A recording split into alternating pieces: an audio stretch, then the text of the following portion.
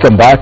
You're still watching Power Breakfast on Citizen TV, and we continue with our news review with Governor from Marsabit County, Ukuri Yatani, Jonathan Moke, Deputy Governor Nairobi, and Yusuf Hassan, MP Kamukunji. We now want to look at Nairobi politics, and if my director could assist me with this, we want to see what Senator Sonko said on Citizen TV. The story by... just a moment, if I could confirm this, the story by Stephen Leto. Yes, of course, yesterday on Sunday Live, Senator Sonko was in studio with Hussein Mohammed, my colleague, and he repeated the same sentiments, simply saying that the issue about consensus in arriving at the candidate to compete against Dr. Evans Kidero is not going to happen. Of course, I know, Bwana Yusuf Hassan, you support one of those main candidates, and we'll be looking at that. So, the story by Stephen Leto. The headache of just how to pick a Jubilee Party candidate for the Nairobi governor's race without widening the existing rift within the party is growing. Mike Sonko, one of the aspirants in that race, is already digging in for a major showdown despite his perceived main rival Peter Kenneth suggesting a possible truce. Speaking during Sunday service in Nairobi today, Kenneth appeared to extend an olive branch by proposing consensus talks before the party nominations. And I've been very, very clear on these processes. It can be through consensus or through nominations, and we are ready for both. And I have no issues within Jubilee. There are really no issues. Let's not hype them. Senator Sonko, who alongside his team Nairobi allies, former Sare Member of Parliament Margaret Wanjiru and Dagoretti South Member of Parliament Dennis Waweru, have been cleared to contest in the Jubilee nominations, are ruling out any talks with Kenneth's team. I have no problem with the Waranga people. They are Kenyans, yeah, the president of all the communities, but I am not ready to work with one Peter Kenneth. Let him ask for forgiveness, what he did to the president, what he did to our supporters. From there, then maybe we can work together. But not even forget about being his deputy. Even if he wants to be my deputy, I cannot allow that one. If you look at the aspirants, I am a majority. So, of all those interested parties in elective posts, I have the majority. They are not tribal. I'm not tribal. Nairobi is not tribal. Nairobi is for all communities. The aspirants under Team Nairobi have resolved to square it out at the nomination stage, despite initial talks of them fronting one of their own to face off with Kenneth.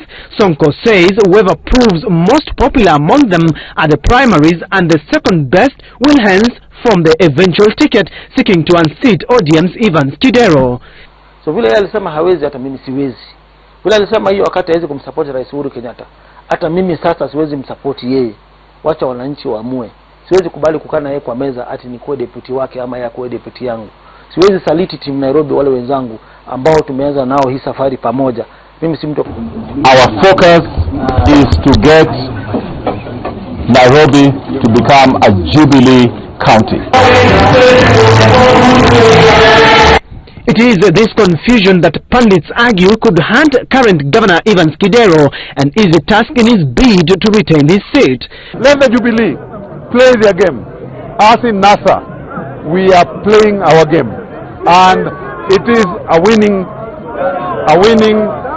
game. Jubilee Party primaries are slated for mid. Yes, Jubilee primaries are slated for mid-April, and of course that's the headache that the party has to face and to contend with. When Peter Kenneth says they should talk, Sonko says he cannot sit down. This grandstanding at this time, less than a month before the primaries, do you think it's healthy? Does it play into your hands? You know, there's a position my colleague and neighbor of Kamkunji here has, that if you have not chosen a candidate by now, you're completely finished. Those are not my words. That's his position. So maybe we should ask Yusuf Hassan. You don't have a candidate for Nairobi. Are you dead? As Jubilee?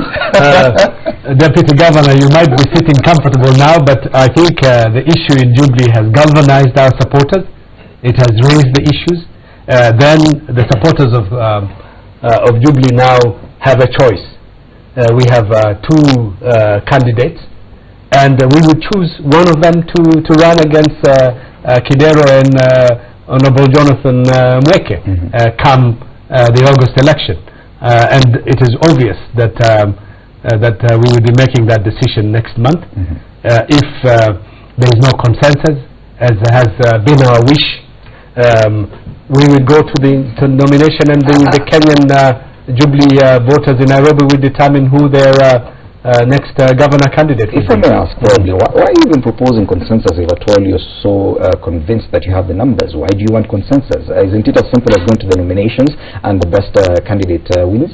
No, I mean, I agree. I mean, in the end, it's every political party is going to try to have consensus first before they go to the nomination, just as NASA is trying to do at the moment.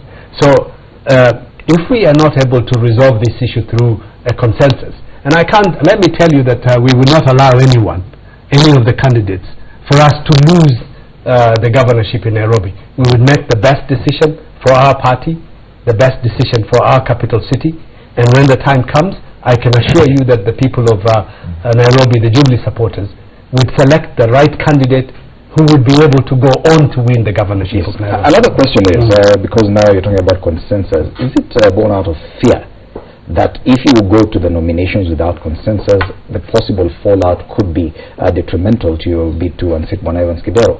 Because if Sonko does not partner with Peter Kenneth, and you go to the nominations and one of them loses, then that voting bloc just leaves? No, I don't think so. I think so. At the moment, if you look at the numbers, is that one of the candidates, for example, Peter Kenneth, has all the elected members of parliament from Nairobi behind him, has many of the MCAs from Nairobi, and therefore so he doesn't need Sonko or his team, the team Nairobi. We need Sonko because he's one of us. He's a member of our party, and therefore we would like to go together as a Jubilee family in Nairobi. But if it ultimately comes to selecting the candidate at the nomination, we are also ready to do that. Yes. We don't fear that. Let's bring in the Nakuru attorney now. These two leaders are from Nairobi, but leaders from outside looking in. Don't you think this is a problem for Jubilee, that whatever is playing out in public, on TV, on live TV, every single day, it appears like a house divided, especially in Nairobi? In fact, indeed, it's a problem. But you know, looking at the history of party nomination has not been very good. From the time of Mlolongo to date, there's likely to be fallout, and every party would like to really avoid that if they can. And who votes during the nominations? There's been a lot of foul play. Sometimes the opposition can take advantage, pretend to be Jubilee members, vote for the weakest candidate, and then you lose out, so that in the end, when actually the general election comes, then you pity the strong candidates from the opposition against the Jubilee. Maybe I think that must have informed the fear. I believe the best thing to do is a consensus. Is to work it out. It doesn't have necessarily to be the two candidates, but the party should find better mechanism of getting the best of the two, so that they work together, of course based on the qualification and the competency, so that Kenyans, particularly Nairobi, get the best. Yes. If you were asked, would you rather they go for consensus or they go and battle it out at the nominations? Which one would work best for you? Well, I mean, I agree with what the governor said. You saw Governor Kidero say that Jubilee are playing their game, we are playing ours. So I won't be. But I'm sure one of those scenarios really plays into it. I can't sit here and use my knowledge and my experience on national TV to be a consultant to a confused Jubilee. That's a tall order. And maybe you can see how confused Jubilee is. And yes, I know you'd want me to be your consultant, but not this time around. The day before yesterday or the other day, they say Jubilee says they don't want Sonko. They refuse to give him a certificate of good conduct. They refuse to give him. They tell him he has not finished Form 4, he reached Form 2. Then the next day, they have pomp and color, they give him a certificate. Now, another irony with Jubilee is that you see here as NASA, all the four principals moving together, campaigning together, saying they'll support each other, and Jubilee says code is in disarray. Now, Jubilee, on the other hand, you see themselves saying on national TV that we will support the other guy. And then they say they are united. I mean, it's a real irony. Yes. But coming now to more serious Nairobi issues. Sonko's interview yesterday on TV really worried me. And now not just as a Nairobi leader, but also as a citizen and a resident of this city. And three things worried me particularly. Number one, Sonko said that he got 1 E in an exam and Peter Kenneth got 3 E's. Now, if Yusuf Hassan is saying those are the two candidates, I don't know, MP, why you've ignored Dennis Waweru and Bishop Wanjiru, because they also returned their papers, but that's a story for another day. If you have two candidates and your two best candidates are going on TV bragging how they got E's in an exam, that worries me, because I don't think a normal Nairobi resident would want to be led by people who are self-declared failures. The second thing, Sonko said is that he doesn't care. He says, I don't care if anybody doesn't like what I do or how I do my politics, take me to court. I don't care. Now, caring for me is at the heart of leadership. If you don't care, you have no business at all being in leadership. So that really worried me about somebody who claims he's a living contender for governor saying that he doesn't care. So if you give him your city to run and he doesn't care, what happens to the citizens? Last but not least, he confirmed our fears. He said Peter Kenneth is a project. Now again, I'm not in Jubilee. I don't know how they do their politics. But if one Jubilee leader calls the other Jubilee leader a project, it also concerns me as a Nairobian, because I'm saying, listen, here we are looking for leaders so that we can move our city together forward. We can create infrastructure and jobs and all those are good things we do in cities. And yet we are being brought for projects. Yes. So I'm really wondering about Jubilee's agenda for Nairobi. Yusuf Hassan, Banamoki has raised a number of issues. The project tag that has I am rather surprised that a respectable leader like Jonathan Mweke would buy into that. Given the fact, my words, given the fact, but you amplified it. I'm concerned that he would be promoting something that he knows is completely untrue, given the fact that Peter Kenneth himself is a person of national status. He was an elected representative for several times in our national. Are you disputing the fact that that is one of those things that Peter Kenneth has to contend with? That has been branded a project? It is absolutely not true. If you look at the moment, who is closer to the establishment in the country? Are you contradicting your own Jubilee people? I mean, that's what sort of Jubilee said. Let's be fair to Bwana Yusuf Hassan. He's declared that his allegiances lie with Peter Kenneth. But also the facts clearly speak. If you're fair to Peter Kenneth, he is a national leader. He has been elected several times to the National Assembly.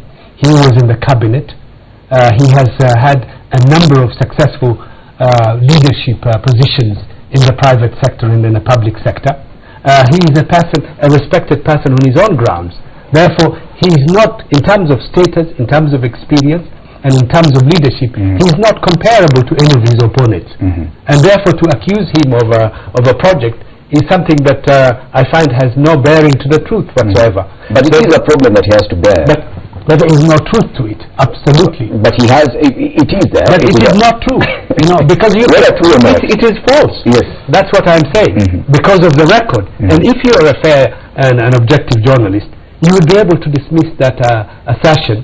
I do not vote. I do not manipulate perceptions. Objectively, but you are pushing a perception again here. Well, is objectively, if you compare, it is absolutely false. It's a propaganda pushed by one of his opponents, and the media should be objective by eliminating that element. He is a national leader.